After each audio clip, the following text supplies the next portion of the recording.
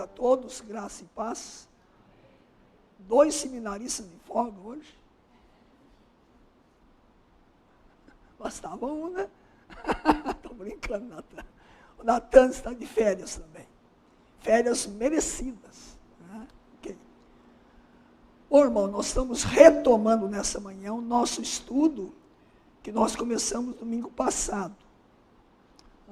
Pode voltar ao PowerPoint no começo, que eu vou fazer uma revisão da minha aula para chegar lá. Por que eu comecei a dar essa aula domingo passado?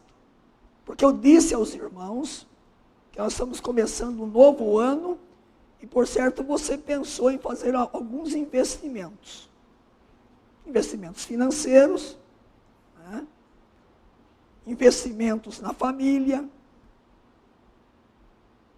ou quaisquer outros investimentos. E eu disse que nesse pacote dos seus investimentos, você não pode excluir o investimento que você vai fazer na palavra de Deus. Se você excluir do seu pacote o tempo que você vai investir na palavra de Deus, eu posso até usar uma palavra, você estará em pecado. Pecando contra Deus. Porque Deus quer que você invista na sua palavra e que você seja buscando, como disse Cristo, né, no Sermão do Monte, em Mateus 6, dizendo que temos que buscar o quê? Em primeiro lugar, o reino de Deus e a sua justiça, e as demais coisas vos serão acrescentadas. Como que eu vou buscar Deus em primeiro lugar, se eu não buscá-lo através da sua palavra em primeira instância? Então é necessário que neste ano você priorize na sua caminhada cristã diariamente um tempo com Deus. E esse tempo com Deus não exclui a palavra de Deus. Essa foi minha ênfase, por isso que eu comecei domingo passado a dar uma aula sobre o valor da palavra de Deus. Quando uma coisa para mim tem valor, eu vou separar tempo na minha agenda. E a palavra de Deus, eu mostrei domingo passado, que é o maior valor que nós temos na terra. Você pode ter um bom carro, uma boa casa, um bom emprego, você pode ter muitas coisas valiosas na sua vida, mas nada ultrapassa o valor da palavra de Deus. Então o lugar que você vai dar essa palavra deve ser um lugar muito especial. De primazia, eu diria de primeiro lugar na sua vida. Eu não conheço a sua agenda. Eu tenho a minha. E há dias que a minha está atropelada. Creio que a sua também.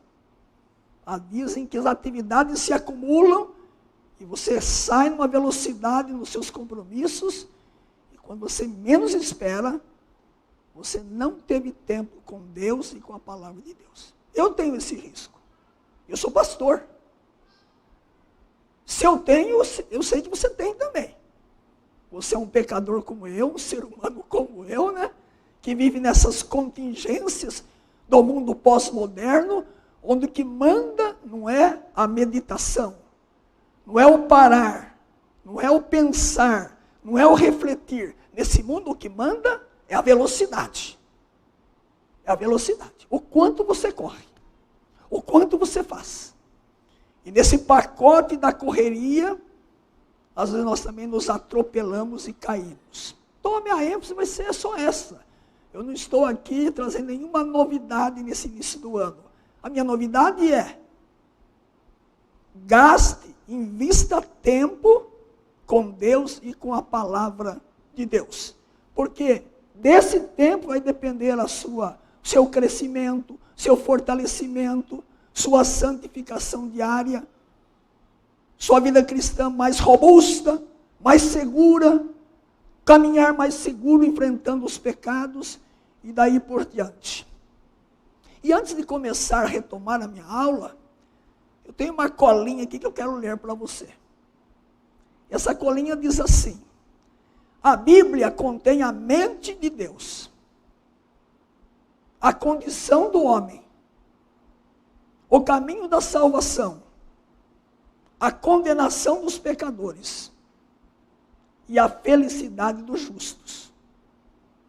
É o mapa do viajante, o cajado do peregrino, a bússola do piloto, a espada do soldado e o guia do cristão. Por ela, o paraíso é restaurado, os céus abertos e as portas do inferno descobertas.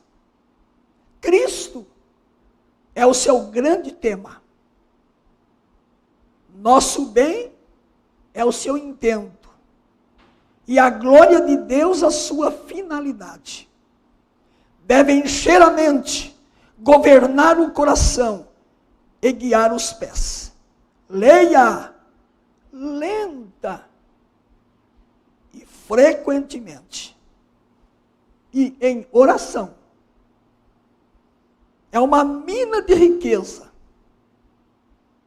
Um paraíso de glória. E um rio de prazer. Um resumo, acho que bem interessante, sobre a importância, o valor e a necessidade que temos da palavra de Deus. Tendo isso em mente, eu vou retomar a minha aula, a não ser que haja já alguma pergunta inicial, né? E quando eu retomei minha aula no domingo passado, eu coloquei o objetivo da minha aula. Que o crente dê valor à palavra de Deus, consultando-a diariamente para crescimento e encorajamento. Crescimento aí lembra o termo mais técnico, teológico, que é santificação. Que é esse processo diário de você se conformar à imagem de Cristo, ao caráter de Cristo, às virtudes de Cristo. E por que eu coloquei encorajamento? Você não fica desanimado nunca? Não há dias que você está com o tanque vazio, o tanque emocional parece que está andando na reserva. Todos nós temos dias assim. Né? Não é todo dia que você está com toda a energia, todo o vigor. Né? Há dias que você se levanta amanhã cedo, meu Deus, hoje a situação está brava. Você vai buscar encorajamento onde? Na palavra de Deus. Você pode se assentar, ler um texto e levantar-se revigorado. A palavra é poderosa. Eu gosto mais quando o apóstolo Paulo, na segunda carta a Timóteo, capítulo 2, você dá uma olhada lá, verso 1, ele diz assim para Timóteo, Timóteo era um jovem, né? Acho que tem uns 35, 40 anos, naquela época era jovem, né? Hoje também, né? Ok, tá bem. E Timóteo tinha suas dificuldades em enfrentar falsos mestres, né?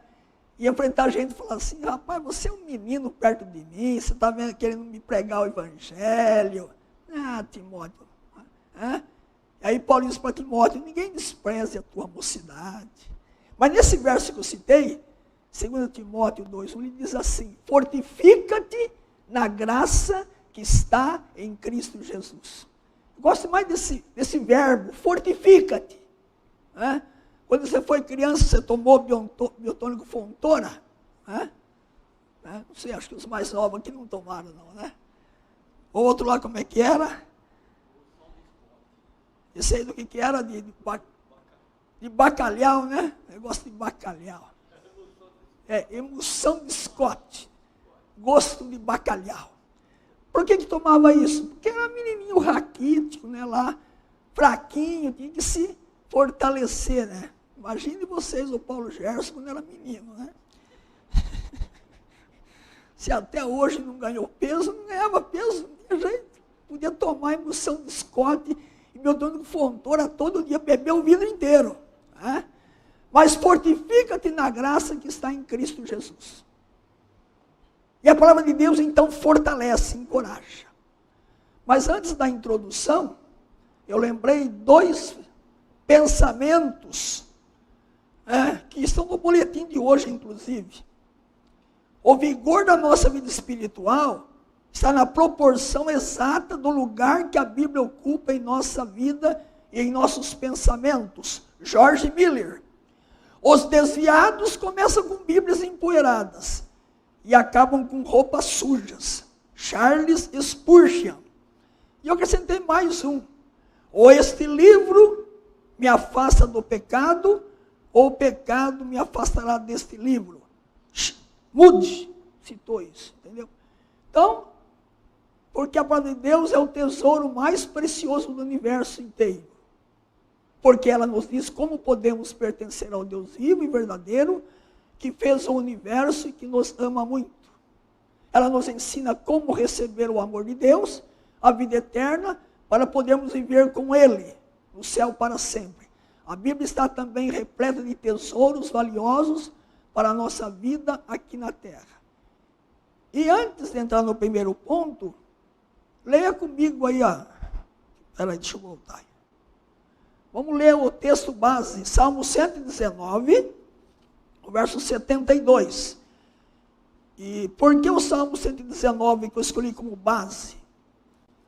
E peguei o verso 72, porque eu informei domingo passado que o Salmo 72 tem 176 versos, tem 22 estrofes, são informações técnicas dessa, né?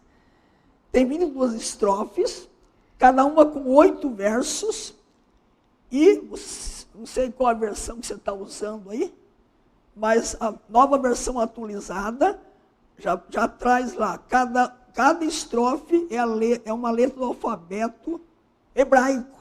São 22 letras, você vai encontrar então aí aparecendo. Porque o autor desse salmo, possivelmente o rei Davi, ou outros dizem que foi Esdras, né? Enfim. Lá no céu você pergunta, lá você sabe. Mas alguém escreveu e foi inspirado por Deus. E nesse salmo, então, o salmista, ele vai usar aí vários termos para a palavra de Deus. Né? Ele usa aí uma lista de pelo menos 7 termos.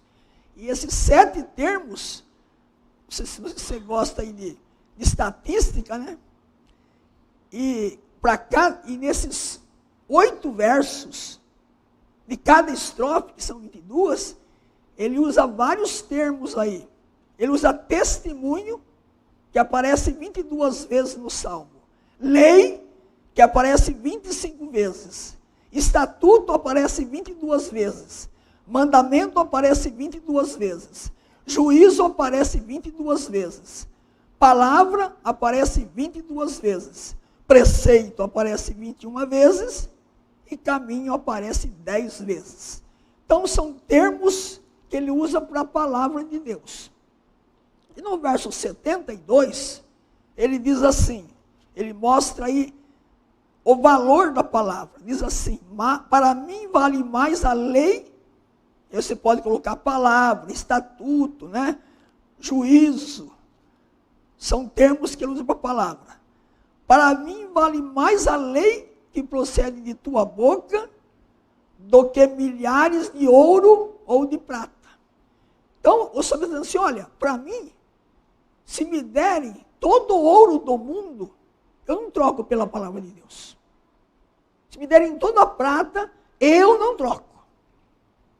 Para mim, a palavra de Deus tem mais valor do que toda a riqueza deste mundo. Eu posso fazer até aqui uma relação, quando Jesus falou que vale mais uma alma do que o mundo inteiro. Imagine o mundo que Deus criou. O valor de tudo quanto existe nesse mundo. Nada tem mais valor do que a palavra de Deus. E aí então eu abordei o primeiro ponto. Por que ela é valiosa? A palavra de Deus guardará os saldos do pecado. Esse é um ponto que o salmista aborda. Veja aí, vamos ver aí. Salmo 119, do verso 9 até ao verso 11. De que maneira poderá o jovem guardar puro o caminho? Observando segundo a tua palavra. De todo o coração te busquei. Não me deixes fugir aos teus mandamentos. Guardo no coração as tuas palavras para não pecar contra ti. Então está aqui, irmãos, o primeiro motivo claro, porque que eu devo, então, investir tempo na palavra. Você quer vencer os seus pecados? Pecados que rondam a sua vida? Pecados que são recorrentes na sua vida? Ou, quem sabe, pecados de estimação? Tem gente que tem bichinho de estimação, tem crente que tem pecado de estimação. Você quer vencer esses pecados? O recurso deixado por Deus é a sua palavra. O Senhor está dizendo, olha, como que eu vou ter uma conduta santa? Como que eu vou guardar o meu caminho, meu estilo de vida? Ele diz, observando de acordo com a palavra de Deus. Se você observar no texto lido, ele faz a pergunta e ele responde. De que maneira poderá o jovem guardar puro o seu caminho? E aqui não é só o jovem, não. Hoje os jovens estão aqui, estão lá em cima, arrebanhados. Mas não é só para jovens, não. Todo cristão precisa buscar uma vida santa. E diz aqui, de que maneira poderá o cristão guardar puro o seu caminho? Observando segundo a tua palavra. De todo o coração te busquei, não me deixes fugir aos teus mandamentos. Guarda no coração as tuas palavras para não pecar contra ti. Aqui eu estou usando aqui hoje a versão atualizada. Mas se você procurar outras versões, vai encontrar o verbo guardar aqui. O que mais pode significar?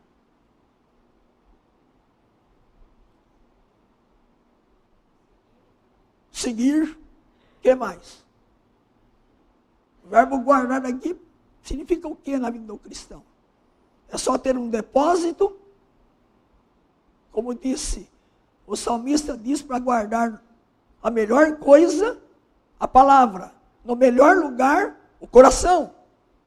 Com o melhor propósito, de não pecar contra Deus. Então vejam, no único verso, 3 verdades importantes. E coração na cultura hebraica significa o centro da personalidade. Então, na cultura hebraica, quando fala coração na Bíblia, está lembrando o centro da nossa personalidade.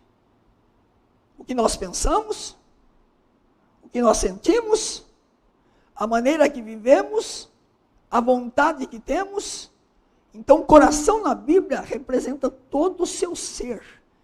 E o salmista está dizendo que esta palavra de Deus, que é inspirada, que nos salvou em Cristo Jesus, ela tem que estar ensopando, encharcando, dominando totalmente a minha vida, o meu coração. E diz o salmista que quando isto acontece, os pecados são vencidos, são destronados do meu coração. Então a palavra de Deus, ela é poderosa, não somente para apresentar Cristo como Salvador, mas para dar ao cristão essa caminhada segura. E quando eu falo aí, qual a ideia que dá então de coração, se é o centro da minha personalidade? Se você quiser abrir lá em Provérbios 4, 23, e o microfone está aqui, não leia sem o microfone. Alguém pode ler? Diácono aqui, por favor. Alguém leia Provérbios 4, 23?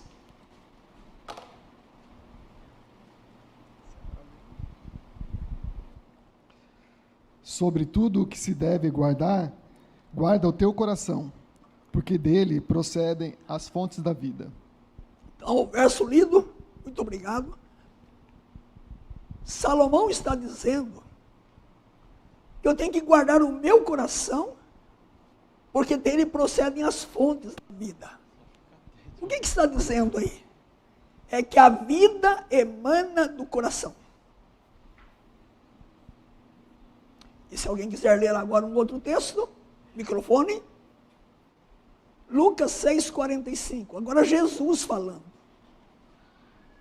Aqui foi Salomão, agora veja o que Jesus disse. Lucas 6,45. Quem vai ler o microfone aqui, está pedindo aqui, por favor. O homem bom, do bom tesouro do coração, tira o bem, e o mal, do mau tesouro, tira o mal, porque a boca fala do que está cheio o coração. Olha, Jesus falando. Jesus está falando que o que você fala tem uma origem, tem uma fonte. A vida emana do coração. O centro da nossa personalidade. E o salmista do Salmo 119 está dizendo, olha, a palavra de Deus tem que ser guardada no coração, armazenada para ser obedecida, para ser praticada. Eu tenho que transpirar a palavra de Deus. Nos meus relacionamentos, a minha maneira de falar, de agir, na igreja, na família, na sociedade, onde quer que eu esteja, a palavra tem que mover a minha vida, conduzir a minha história, governar meus pensamentos, tudo que eu sou e tudo que eu faço. Domina o meu casamento, o namoro de quem está namorando, o noivado, né? Está sorrindo lá em cima. Então, o Walter com a Rafaela estão hoje trabalhando juntos, isso é bom. Ok, mas então, e aí então eu posso contar uma ilustração conhecida, quem sabe dos mais idosos, né? O grande Peter Marshall, pastor, e foi capelão do Senado americano. E esse Peter Marshall, ele conta uma ilustração de um povoado que tinha lá na floresta um misterioso funcionário, que a função dele era limpar as fontes de água, para que a água chegasse no povoado pura, cristalina. O relato diz que um dia o conselho daquele vilarejo, daquele povoado, se reuniu e resolveram demitir aquele misterioso funcionário, que tinha a função de limpar as fontes de água da floresta, para que a água chegasse limpa, agradável, cristalina, àquele povoado. Aí dispensaram. Quiseram enxugar a folha de pagamentos. Funcionaram lá no culto para quê? Entre poucos dias, a epidemia tomou conta daquele povoado. Água suja chegando, fétida. Aí foram se reunir primeiro, o que tinha acontecido? E constataram, faltava o misterioso funcionário que lá, oculto na floresta, limpava as fontes. Assim é a nossa vida. No reconto da sua vida, no seu dia a dia com Deus, precisa limpar a fonte. A palavra de Deus limpa a nossa fonte, o nosso coração. Para quando você sair para trabalhar, sair para estudar, sair para os trabalhos, água cristalina jorra do seu coração.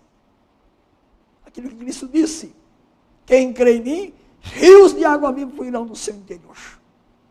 O que Jesus disse para a mulher samaritana, quem beber da água desse poço vai voltar a ter sede.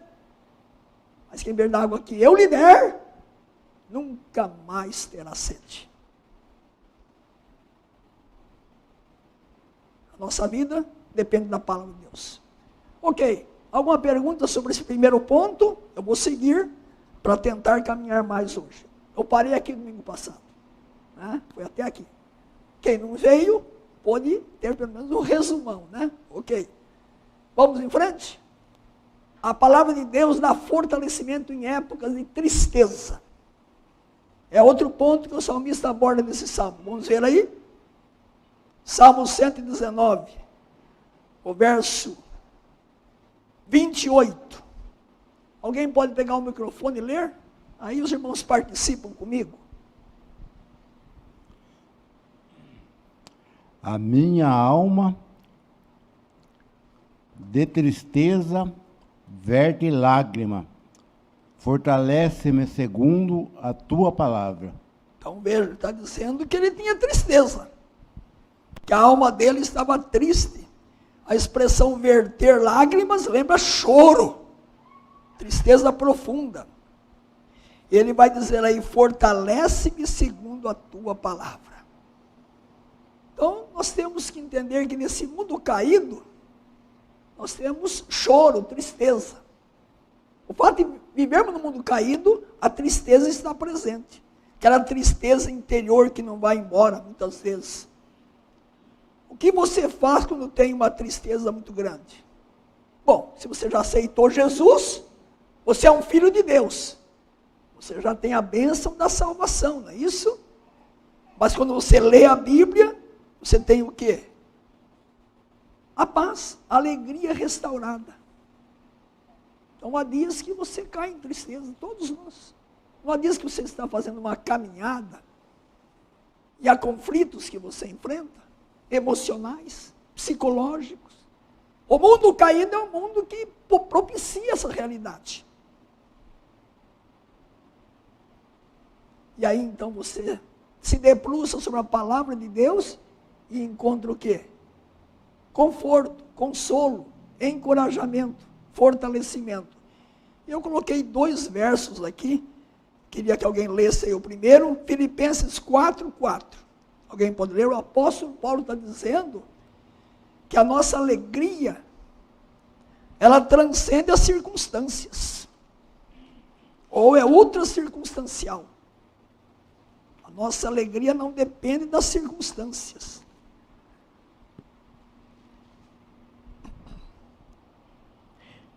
Alegrai-vos sempre no Senhor. Outra vez digo, alegrai-vos. Então o apóstolo Paulo está dizendo aos Filipenses que ele tinha uma alegria em meio às tristezas. A pessoa do Senhor, a pessoa de Cristo é a nossa alegria. Ainda 1 Tessalonicenses 5,16, outra pessoa pode ler.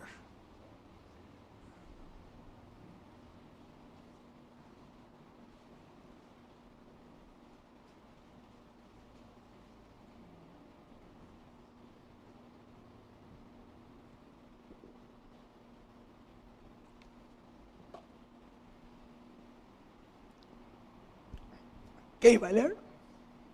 Pediu aqui, ok. Aí dá um tempinho de você pensar. Né? 5,16, né? Isso. Regozijai-vos sempre. Só isso. Aí tem a tríplice vontade de Deus. É? Em tudo dai graças. Regozijai-vos sempre e orai sem cessar. Então, quando a tristeza bater a sua porta, busque fortalecimento na palavra de Deus. Quando a angústia invadir o seu coração, busque a palavra de Deus para vencer esse momento, essa circunstância que você pode estar enfrentando na sua caminhada. Tudo bem? Alguma pergunta? Posso prosseguir? Eu vou correr um pouco mais hoje, porque domingo que vem vai ter culto com ceia de manhã. Eu quero tentar fechar aí. A palavra de Deus oferece aos salvos consolo, conforto, em meio às provações também. Não só naquela hora que a tristeza não tem uma causa real, é uma contingência desse mundo, mas quando você enfrenta provações, dificuldades, essa palavra é poderosa para trazer consolo, conforto ao nosso coração. Então vamos lá então, o verso 50 do Salmo 119, veja que ele usa o verbo aí, consolar. Alguém quer ler aí? Alguém está com a Bíblia aberta aí? Pode ler. Ninguém? Olha lá, alguém já pediu aí. O que me consola na minha angústia é isto, que a palavra me vivifica. Então ele está dizendo que há um consolo para ele. O salmista enfrentava tribulações, provações, e a palavra era vivificadora, fortalecedora para o seu coração. Né? Vamos para o outro verso aí, 52, alguém pode ler? Lembro-me dos teus juízos de outrora e me conforto, ó Senhor. Então, ele trazia à memória o quê? Os teus juízos de outrora. E me conforto, ó Senhor. O que ele trazia à memória na hora da provação? A fidelidade de Deus a imutabilidade de Deus e que Deus revelou a sua palavra e ela continua a mesma. Eu lembro daquilo que tu já revelaste. O salmista, por certo, conhecia aquilo que já tinha sido escrito. O Pentateuco, pelo menos, ou outros livros. Olha, quando eu enfrento a provação, eu trago à memória que tu és fiel, tu és imutável, a tua palavra me conforta. O Deus que nos salvou em Cristo é o Deus imutável. E a sua palavra também é inerrante, é imutável. Então, quando eu a busco em meio às tribulações, às provações, às turbulências da vida, o salmista diz que há consolo para a sua vida. O próximo verso, 76. Alguém pode ler?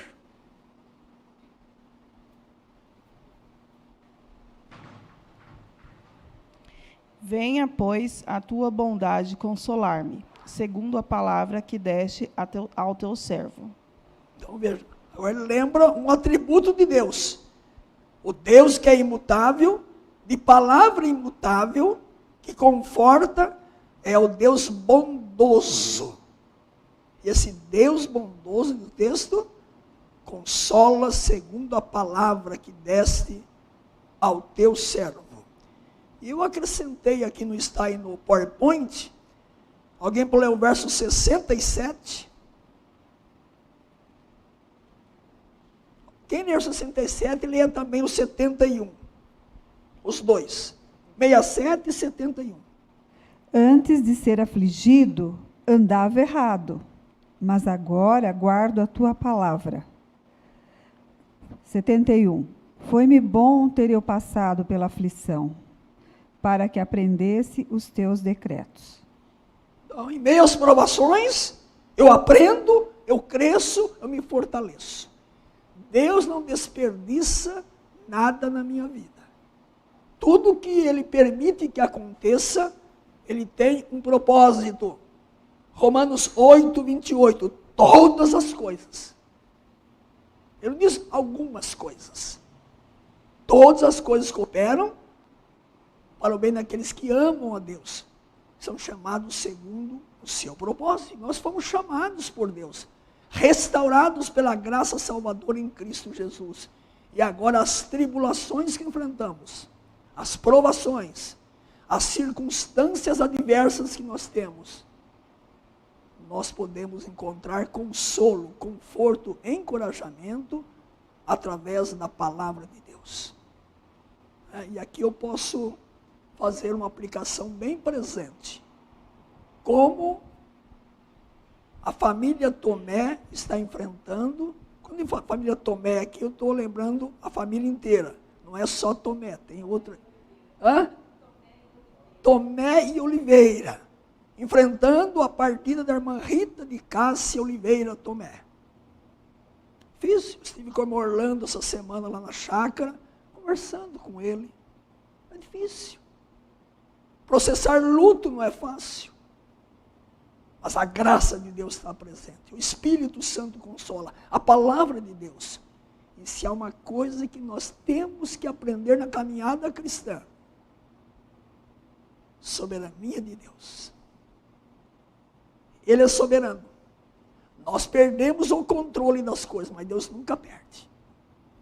E as coisas que acontecem dentro da soberania de Deus. Por isso que eu gosto de lembrar que nós vivemos a cada dia debaixo do guarda-chuva da soberania de Deus.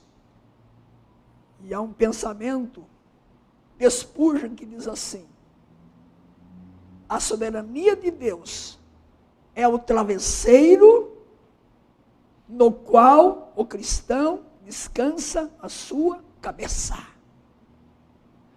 Quando você estiver enfrentando uma situação de tribulação, de aflição, repouse a sua cabeça no travesseiro da soberania de Deus.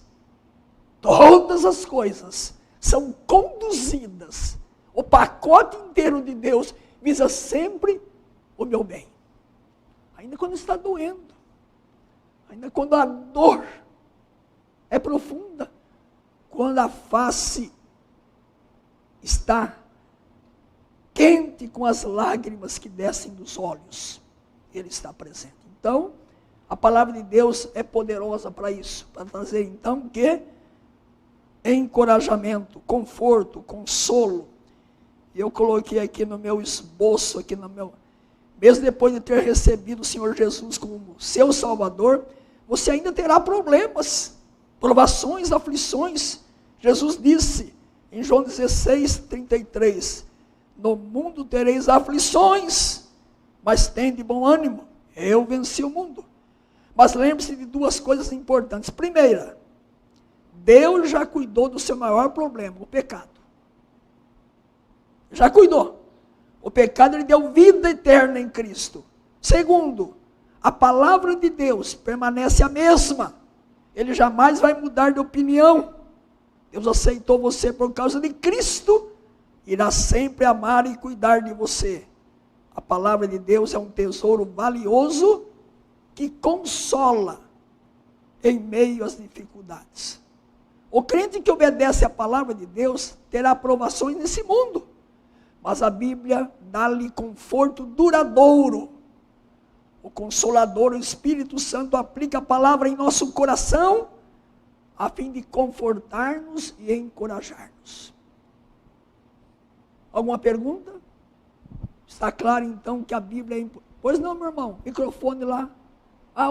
Você tinha pedido antes. Pastor, não sei se vale a pena o senhor fazer algum comentário. Sim. O senhor está falando de tristeza, está falando de aflição, momentos que nós passamos na nossa vida. Sim. Mas tem algumas pessoas que passam por uma corda com uma tristeza profunda e precisa buscar algo a mais, né? Ou um remédio, ou um psicólogo, alguma coisa, né? E umas vezes falando desse jeito, parece que a Bíblia vai solucionar isso, e às vezes não soluciona de uma maneira muito rápida. Como é o pensamento do senhor a esse respeito? Ok. Eu vou dizer um pouco e depois podemos ouvir a palavra de um médico, né? O médico de uma médica. Bom, eu, como sou pastor, eu entendo o seguinte: quando eu estou pregando, ministrando numa aula, as minhas colocações estão visando quem está num patamar da normalidade. O que é normalidade? A pessoa está desfrutando de uma saúde biológica, psicológica, emocional, dentro de um nível da normalidade. 100% ninguém está, porque somos pecadores. Então não espere 100%, porque todos nós vamos ter algum solavanco por sermos pecadores. Mas há um patamar que eu considero aceitável. Eu estou conseguindo trabalhar, cuidar da minha família, enfim, estou conseguindo dar conta do recado, das situações. Mas quando uma pessoa está fora dessa normalidade, ela vai ter que procurar recursos na medicina. Aí se é uma depressão, buscar os recursos do psiquiatra, enfim. Então esse patamar fora da normalidade, a pessoa vai ter que procurar recursos para ser medicada. Essa é a minha palavra. Então, nesse sentido, eu trabalho como pastor aquilo que eu entendo que a pessoa não está precisando de um recurso a mais, que seria tomar um medicamento para poder vencer uma situação que depende, né, de um tratamento maior. Essa é a minha palavra, e eu passo a palavra aí a quem tem muito mais autoridade aqui. Sim, antes. O afastamento de Deus faz imprudência. Roboão, por causa de uma palavra, dividiu um reino de Israel. Ok. Sim. Distanciamento da palavra, exatamente. É aquilo que eu falei. Se eu me afastar da Bíblia, eu vou para o pecado. Se eu me aproximo da Bíblia, eu fujo ali, aqui, ok. Não sei, pode ser. Então vamos ouvir lá então a palavra médica do Dr. Lauro. Bom, a primeira coisa que a gente tem que pontuar, e essa é uma questão bem difícil, né? Acho que já gastamos várias aulas de escola dominical Brasil afora falando de depressão e o cristão, né? Como que o cristão lida com a depressão, né? E as questões correlatas, né? Assim, nós temos vários exemplos na Bíblia de personagens bíblicos que enfrentaram a depressão, nitidamente, e a gente vê que é um fenômeno que acontece na experiência humana, crentes ou não crentes, hora ou outra, estão sujeitos a isso. Eu acho que, de uma forma bem singela, para a gente não se delongar, nós temos um grupo de questões orgânicas que podem levar à depressão. Então, nós temos doenças que podem levar à depressão. Por exemplo, síndromes anêmicas, pacientes com anemia, eles podem abrir um quadro de depressão. Hipotiroidismo, bem descompensado por diversas razões, tiroidite Hashimoto, outras questões de tireoide, quando está bem descompensado, o paciente pode manifestar um quadro de depressão. Pacientes oncológicos, por conta da neoplasia do câncer em si, podem manifestar quadros de depressão.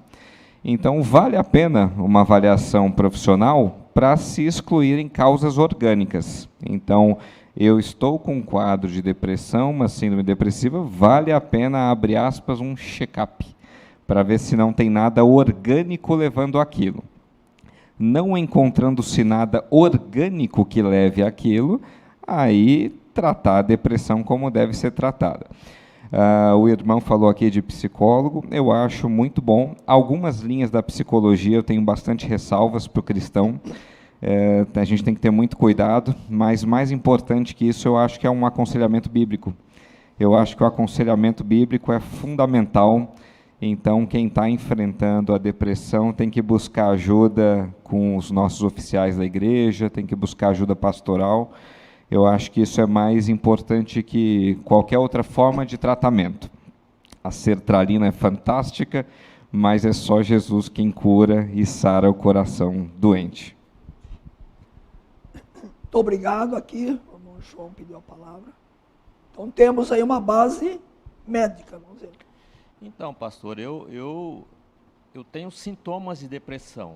Isso me acompanha há mais de 30 anos, né?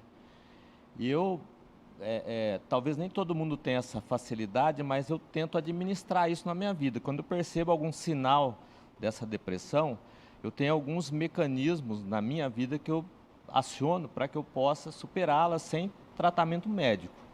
Isso tem dado certo há 30 anos. Mas o que eu acho como cristão importante, eu faço o caminho inverso que o doutor sugeriu, né? Quando surgem alguns sintomas, eu faço uma análise da minha vida espiritual, né? Entendeu? Da minha vida familiar, da minha vida profissional. Quando eu não encontro nada anormal, né, nessas questões da vida humana, aí eu sigo para outro caminho, né? Então, cada pessoa, né, tem que fazer uma avaliação de si, penso eu, né, para entender o que está desencadeando isso. Pode ser espiritual? Sim, porque nós temos esses altos e baixos mesmo, isso é normal, né? Eu acho que todo cristão vive isso. Ok, muito obrigado. Então, temos mais uma orientação. Fazer uma avaliação do seu pacote de vida e verei como caminhar. Ok? Eu vou prosseguir, eu vou pular o ponto 4 e vou para o ponto 5. A palavra de Deus dá aos salvos orientação nos caminhos da vida. Então, o 4 eu deixo uma outra oportunidade. Vejam aí, então o salmista está dizendo, vejam os versos 33, 105 e 130. Né? Então podemos caminhar. O verso 33. Ensina-me, Senhor, o caminho dos teus decretos. Ele está orando a Deus. Você ora assim, Senhor, me ensina a educar os filhos. Me ensina a ser cristão. Me ensina a viver com santidade. Ele está orando. Ensina-me, Senhor, o caminho dos teus decretos. E eu seguirei até o fim. Ele não quer qualquer caminho. Ele quer o caminho da palavra de Deus. O alvo dele é esse. Adequar a sua vida, seu comportamento, sua conduta, não aquilo que o mundo apresenta. Não é a cosmovisão do mundo, da filosofia, da psicologia, mas é a palavra de Deus. Eu quero que a minha vida esteja de acordo com a palavra de Deus. Então, esse verso está lembrando isso. O verso 105, que é muito conhecido, né? No Salmo 119, lâmpada para os meus pés é a tua palavra e luz para os meus caminhos. Então, aqui ele usa a ilustração da lâmpada. A lâmpada, ela vai iluminar os meus pés. E a palavra de Deus é essa lâmpada preciosa. E luz para os meus caminhos. E o verso 130, ele vai dizer o seguinte: a revelação das tuas palavras esclarece e dá entendimento aos simples. Então a palavra de Deus não é apenas um tesouro valioso, é também como mapa do tesouro, mostrando o que Deus quer que faça para ele. Quando você precisa tomar uma decisão, Deus não vai enviar um anjo com mensagens especiais, né? Mandar um anjo aqui, né? Não vai fazer um interurbano do céu, não vai mandar mensagem pelo seu WhatsApp, seu Instagram, seu Facebook, né? É a palavra dele. Em vez disso, ele escreveu uma carta de instruções para nós que ilumina o caminho à nossa frente. Enquanto você e eu lemos e obedecemos a Bíblia, Deus vai mostrando passo a passo a coisa certa a fazer. Ele vai usar a sua palavra para mostrar-lhe quando você sai do caminho, toma uma decisão errada. Mediante a sua palavra, Deus vai mostrar como evitar os perigos do caminho, cair nas armadilhas do pecado e de Satanás, né? Então aqui estamos lembrando a preciosidade dessa palavra. E quando eu leio o verso 105, é só para lembrar, eu já lhes contei, que possivelmente, quando o salmista escreveu esse salmo, e o verso 105, ele está resgatando um hábito do mundo antigo. No mundo antigo, quando a pessoa ia caminhar à noite, ela amarrava em cada tornozelo uma lamparina, ou uma candeia, né? Eu falo lamparina porque eu usei lamparina no tempo de sítio. Então a lamparina acho que é mais conhecida, né? Lamparina com querosene. Acendia lá em casa aquele cheiro, aquela fumaça escura, né? Tal. Então no mundo antigo, para poder sair à noite, aquela escuridão, amarrava então em cada tornozelo uma lamparina, uma candeia, para poder o quê? Dava um passo, iluminava o próximo passo. E assim a pessoa ia caminhando à noite. Trazendo para o mundo moderno, quando você viaja à noite com o seu carro, você acende os faróis. Daqui a Rio Claro dá 115 quilômetros. Quando eu saio na pista para Rio Claro à noite, os faróis não iluminam daqui até Rio Claro. Iluminam esses 500 metros. Eu vou viajando, ele vai iluminando. A necessidade que eu tenho, ele vai iluminando. O salmista diz que a palavra de Deus é esse farol, essa lâmpada, que vai mostrando o seu caminho passo a passo. Para a direção da sua vida, para as decisões que você toma, a forma que você vive. E você não tem o mapa inteiro, o caminho inteiro. E é bom que seja assim, né? Você lê a Bíblia, Deus orienta, você toma uma decisão, depois você toma outra decisão, e Deus vai orientando você com a sua palavra. Lâmpada para meus pés é a tua palavra, e luz para o meu caminho. Eu já falei que caminho lembra estilo de vida, comportamento, conduta, a forma que eu vivo. A coisa mais preciosa do que isso, você ter na palavra de Deus o pacote inteiro para a sua orientação diária. Como eu disse, Deus não vai mandar um anjo, não vai mandar uma nova revelação. A confissão de fé de Westminster, quando trata a palavra de Deus, ela diz claramente: tendo Deus revelado toda a sua palavra, Ele a revelou. A Bíblia está completa. Diz a confissão de fé de Westminster, que quando Deus revelou toda a sua palavra, cessaram todas as demais formas de revelação. visão, sonhos, revelações, sinais, profetas. Eu não estou dizendo que Deus não tenha poder, em casos excepcionais, usar esses expedientes. Estou dizendo isso. Entendam. Mas se eu tenho a Bíblia em mãos, eu não preciso de nenhum outro tipo de revelação mais. Ah, tem um país lá onde a Bíblia não existe, um país onde o Evangelho não pode ser pregado. A pessoa não tem a Bíblia em mãos. Ah, lá Deus usou. Sim, Deus é poderoso. Ele usou um outro expediente lá. O muçulmano teve um sonho de procurar alguém cristão na cidade. Mas são casos extraordinários, excepcionais, expedientes excepcionais. No ordinário do cristão, aquele que tem a Bíblia em sua mão, Deus orienta através da sua palavra.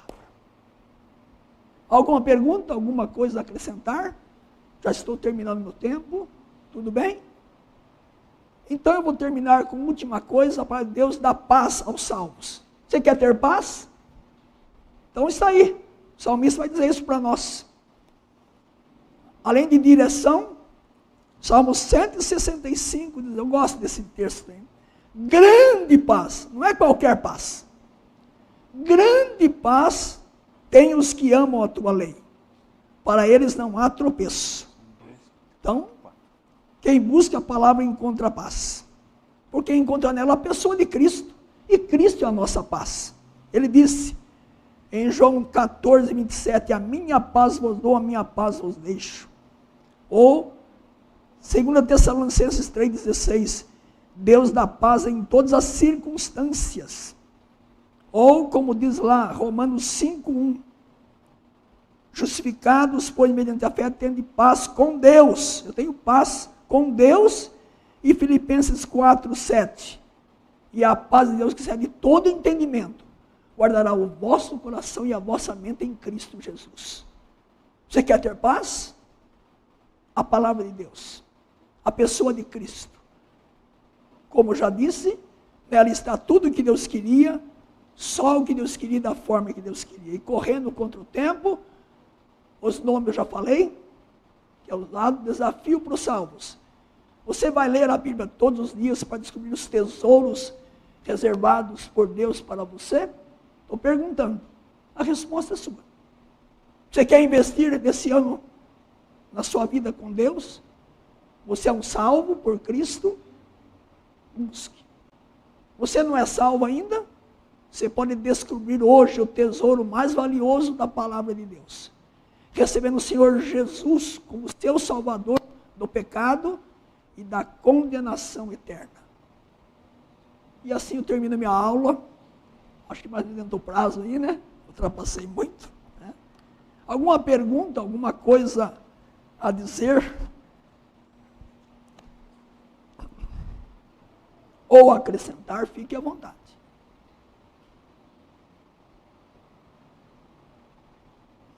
Pois da irmã Cátia aqui, microfone, por favor.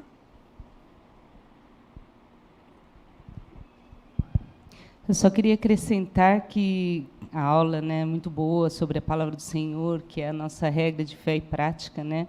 É aquilo que a gente, é o tesouro maior que a gente tem mesmo, né? E a própria palavra fala também da importância do relacionamento, né? De você ter amigo cristão, de pessoas que têm os mesmos princípios que você, a importância da comunhão, né? A igreja, né?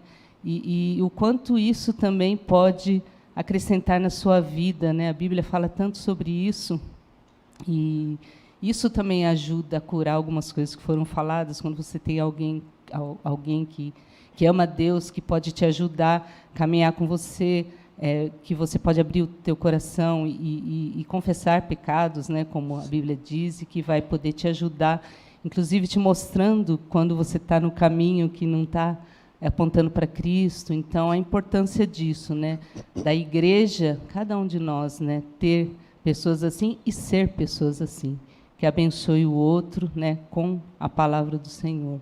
Então, isso é algo para a gente refletir e pensar, né? Talvez você não vai ser a igreja inteira que você vai ter, né, essa confiança, alguém para fazer isso, mas buscar, né, pessoas, como a Bíblia diz, né, que te ajudem, né, a isso, selecionar, né, como a palavra de Deus diz, né, aquele que realmente te ajuda a caminhar com Cristo e ser assim também, né? Então, é só um acréscimo. Muito obrigado. Mais alguém?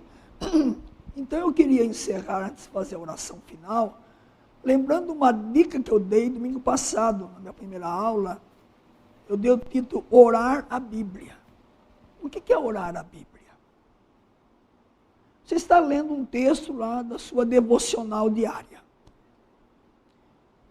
E você pegou lá um texto que fala sobre pecado, por exemplo, Salmo 51.